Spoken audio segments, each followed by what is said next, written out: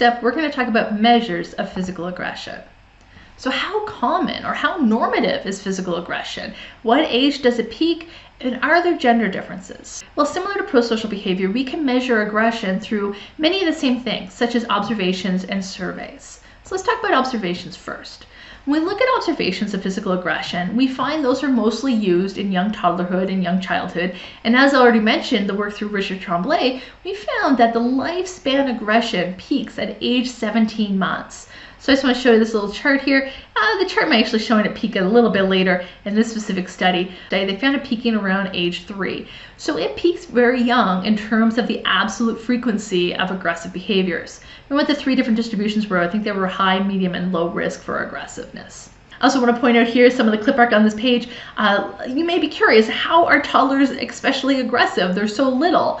But I just wanted you to recall that as animals, it was very important for the survival of our species to try and defend ourselves. And so very early on in our lifespan, we'll use our teeth to bite, we will claw, we will kick, we'll pull hair, and that is very normative for our species.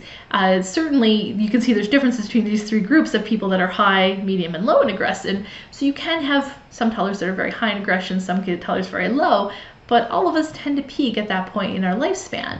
And so it's important to understand that there is a bit of a biological hardwiring in us that we eventually have to learn other techniques. We have to learn to regulate our emotions, we have to learn to use our words and other possibilities.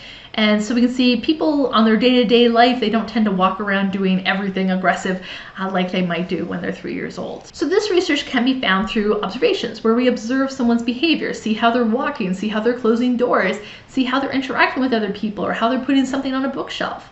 And so the observations can help us to see if their behavior is very hostile and very quick moving and seems to be very erratic.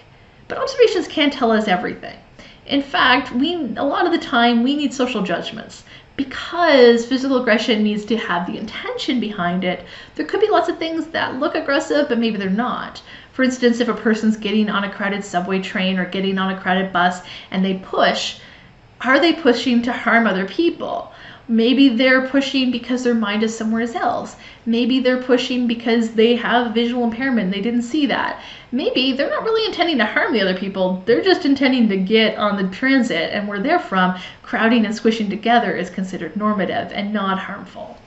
And so social judgment's needed in a lot of different cases when it comes to things. You'd think a punch and a kick would be obvious, but there is a lot of gray area. For instance, if we're roughhousing, let's say there's 2 kids that are consensually fighting and just doing what we would call puppy wrestling, and then one of them starts to cry. Well, was this consensual puppy wrestling and roughhousing, or was this an aggressive act by one of the players? And so it becomes a lot more complicated. Now, because observations don't tell us about intentions and they don't offer that social judgment, we do rely on surveys a lot of the time to measure physical aggression.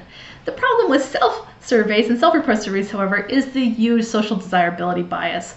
No one likes to admit that they hurt someone else. We know that's faux pas, and so that becomes a major problem. But we do use self-report surveys, but moreover, the literature tends to rely more on parent, teacher, and peer surveys. So some parent and teacher surveys include surveys such as the Child Behavior Checklist. And the Child Behavior Checklist is similar to what we talked about in the pro-social section. It is a quick survey that asks not just about aggressive tendencies, but withdrawn behavior and pro-social behavior, helping behavior, the whole gamut. So this allows us to measure lots of different child tendencies and reduce that overall halo effect. And then in terms of peers, much like with pro-social behavior, we tend to rely on peer nominations, much like the extended class play. However, it's important to note that although these parent and teacher surveys are good, they can be very biased. And that's because we're only measuring what the parents and teachers see. And so peers can be a little bit better.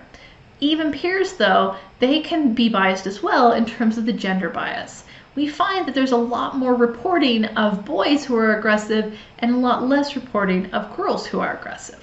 So let's talk about this gender bias a little bit more in detail.